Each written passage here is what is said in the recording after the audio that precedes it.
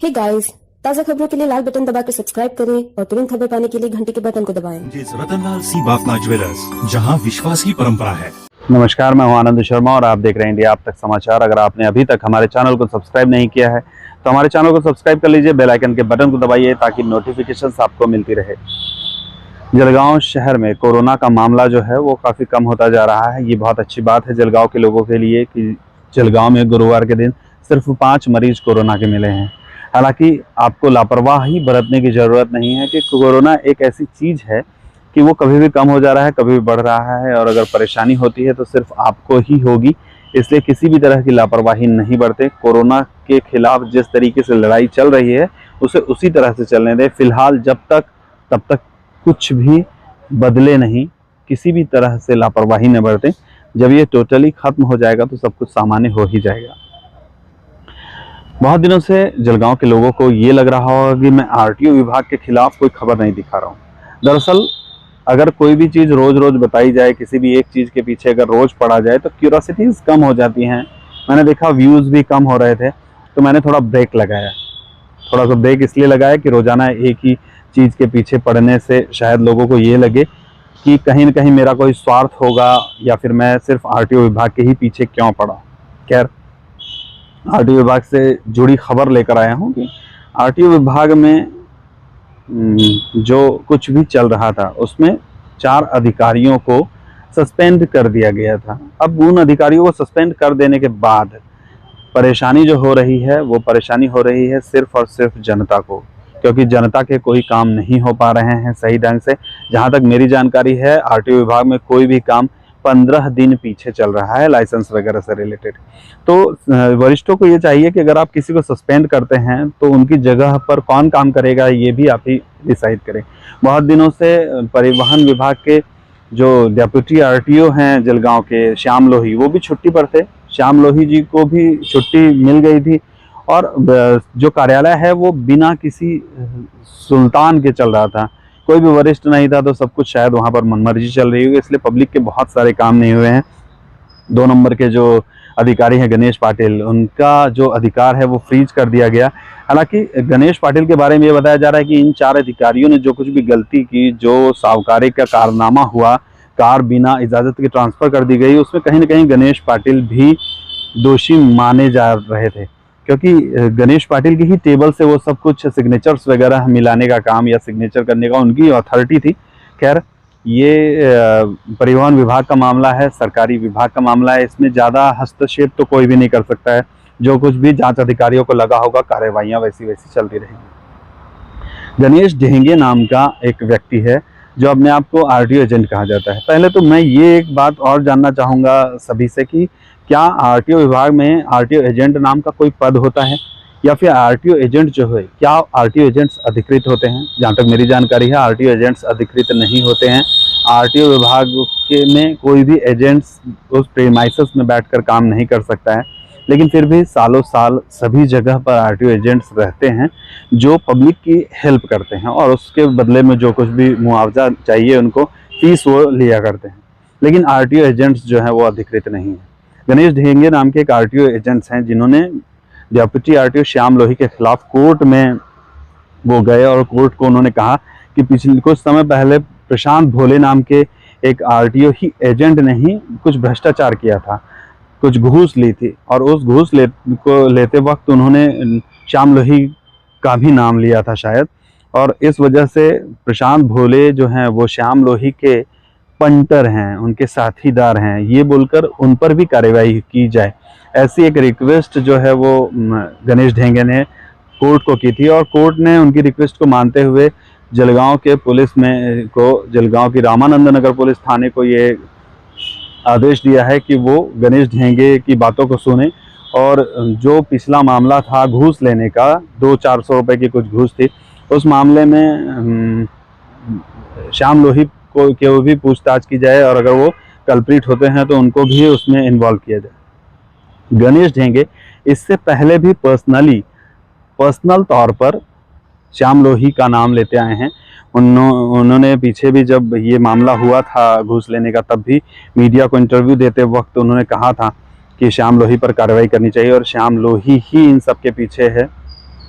मुझे एक चीज समझ नहीं आई पर्सनल तौर पर, जो मैंने फील किया कि श्याम लोही क्या सिर्फ गणेश ढेंगे नामक एजेंट्स के ही पीछे है, या फिर गणेश ढेंगे सिर्फ श्याम लोही के पीछे क्यों है? अगर एजेंट्स के साथ गलती होती है, अगर वो एजेंट्स के साथ बुरा बर्ताव होता है, अगर किसी के साथ कुछ गलत होता है, तो सभी एजेंट्स को इस पर परेशानी होनी चाहिए। श्याम लोही जो हैं वो अगर गलत अधिकारी हैं, अगर वो सही ढंग से काम नहीं करते हैं, अगर वो घूस लेते हैं, अगर वो लोगों को परेशान करते हैं, तो फिर ये परेशानी तो सभी एजेंट्स को होनी चाहिए, सभी लोगों को होनी चाहिए।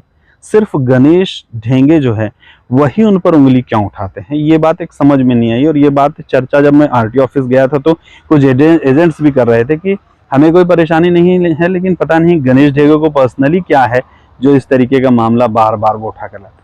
खैर, कोर्ट ने जो आदेश दिया है उसका पालन पुलिस करेगी और दूध का दूध और पानी का पानी हो जाएगा, क्योंकि कोर्ट ने आदेश दिया है तो पुलिस को कार्रवाई करनी है। दूसरा एक और मामला था मुक्ताई नगर में नकली रसीद का मामला, जिसके जरिए करोड़ों रुपयों की ठगी हो चुकी है, लूट हो चुकी है।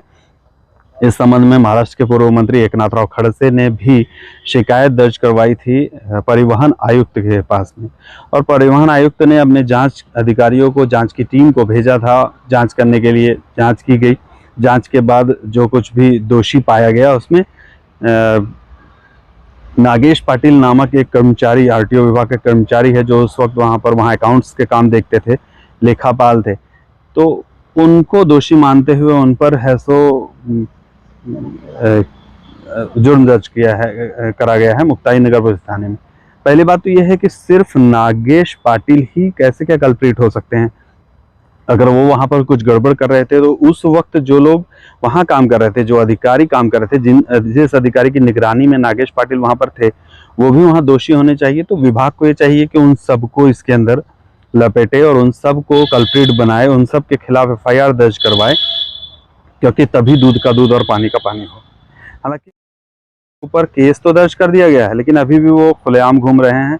गणेश पाटिल ने कोर्ट से जमानत के लिए एप्लीकेशन किया था, उस जमानत के एप्लीकेशन को भी कोर्ट ने रद्द कर दिया। उसके बावजूद भी पुलिस ने अभी तक गिरफ्तारी नहीं की है। पुलिस पता नहीं क्या सोचकर गिरफ्तारी नहीं कर रही है, या फिर पुलिस को गिरफ्तार नहीं करना है। जलगांव के एसपी साहब जो हैं वो काफ़ी मंझे हुए खिलाड़ी हैं।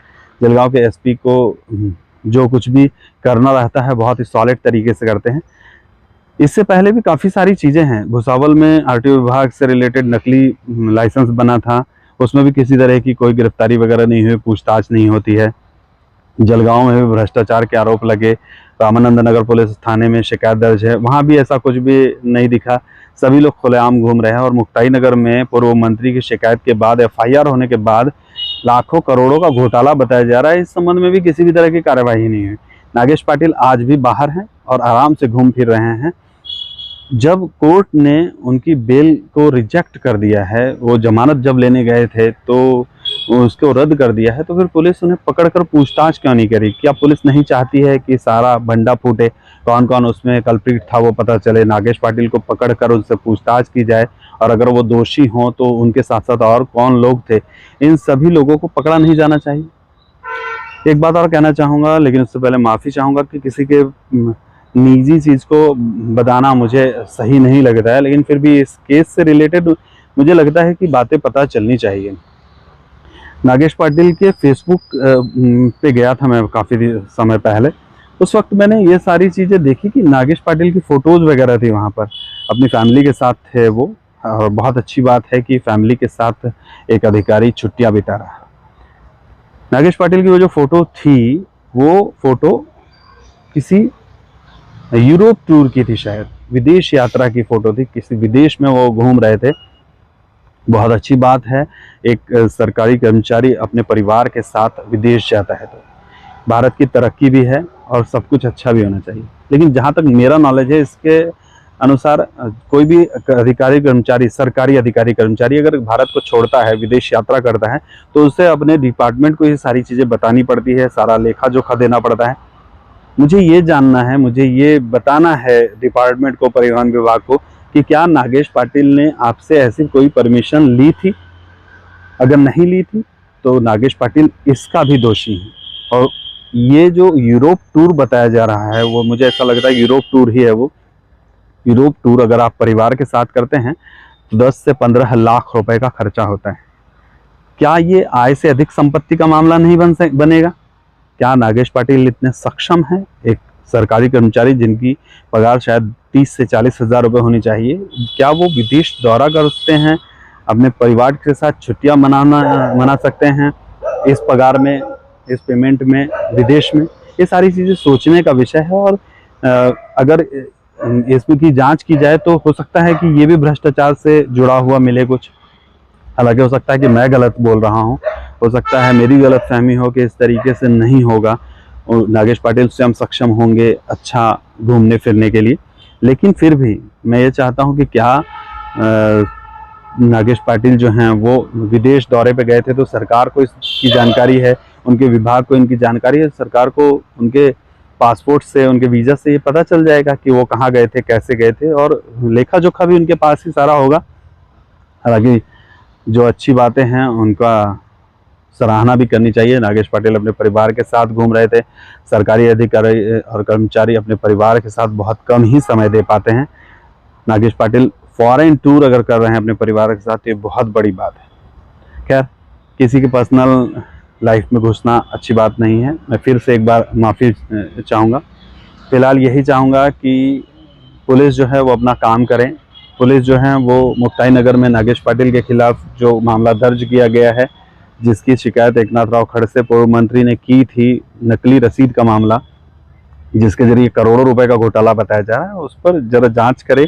भुसावल में जो नकली लाइसेंस बनाया गया था उसमें भी कहीं न कहीं उस वक्त गणेश ढेंगे का नाम आया था, जो कोई फॉर्म था उस पर GD लिखा हुआ था। खैर, ये सारी चीज़ें तो जांच में ही पता चल पाएगी। तो इन सब चीज़ों पर पुलिस को ध्यान देना चाहिए, पुलिस को इन सब चीज़ों को देखते हुए कार्रवाइयाँ करनी चाहिए।